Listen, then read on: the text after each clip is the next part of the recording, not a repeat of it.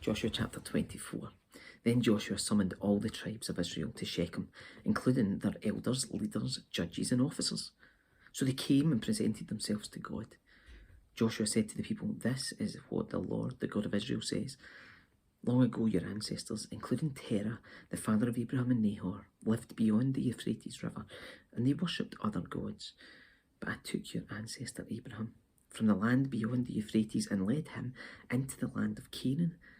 I gave him many descendants through his son Isaac. To Isaac I gave Jacob and Esau. To Esau I gave the mountains of Seir, while Jacob and his children went down into Egypt. Then I sent Moses and Aaron, and I brought terrible plagues on Egypt, and afterward I brought you out as a free people. But when your ancestors arrived at the Red Sea, the Egyptians chased after you with chariots and charioteers. When your ancestors cried out to the Lord, I put darkness between you and the Egyptians. I brought the sea crashing down on the Egyptians, drowning them. With your very own eyes you saw what I did. Then you lived in the wilderness for many years. Finally, I brought you into the land of the Amorites on the east side of the Jordan. They fought against you, but I destroyed them before you. I gave you victory over them, and you took possession of their land. Then Balak, son of Zippor, king of Moab, started a war against Israel. He summoned Balaam, son of Beor, to curse you, but I would not listen to him. Instead, I made Balaam bless you, and so I rescued you from Balak. When you crossed the Jordan River and came to Jericho, the men of Jericho fought against you, as did the Amorites, the Perizzites, the Canaanites, the Hittites, the Girgashites, the Hivites, and the Jebusites. But I gave you victory over them, and I sent terror ahead of you to drive out the two kings of the Amorites. It was not your swords or bows that brought you victory. I gave you land that you had not worked on, and I gave you towns you did not build. The towns where you are now living, I gave you vineyards and olive groves for food, though you did not plant them. So fear the Lord and serve him wholeheartedly. Put away forever the idols your ancestors worshipped when they lived beyond the Euphrates River and in Egypt. Serve the Lord alone. But if you refuse to serve the Lord, then choose today whom you will serve. Would you prefer the gods your ancestors served beyond the Euphrates? Or will it be the gods of the Amorites in whose land you now live? But as for me and my family, we will serve the Lord." The people replied, "We would never abandon the Lord and serve other gods. For the Lord our God is the one who rescued us and our ancestors from slavery in the land of Egypt. He performed mighty miracles before our very own eyes.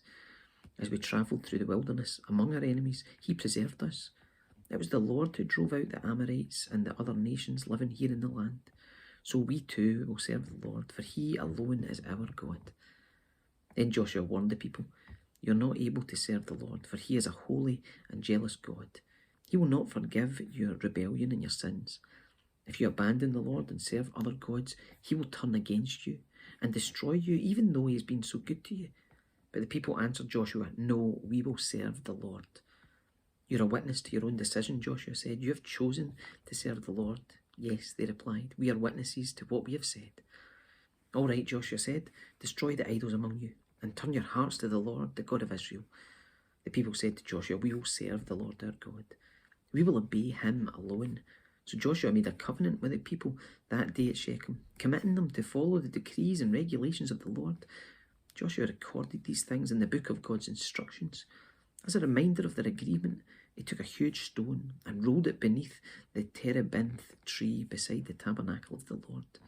Joshua said to all the people, "This stone has heard everything the Lord said to us. It will be a witness to testify against you if you go back in your word to God." Then Joshua sent all the people away to their own homelands. After this, Joshua, son of Nun, the servant of the Lord, died at the age of 110. They buried him in the land he had been allocated at Timnath Serah, in the hill country of Ephraim, north of Mount Gash. The people of Israel served the Lord throughout the lifetime of Joshua and of the elders who outlived him, those who had personally experienced all that the Lord had done for Israel.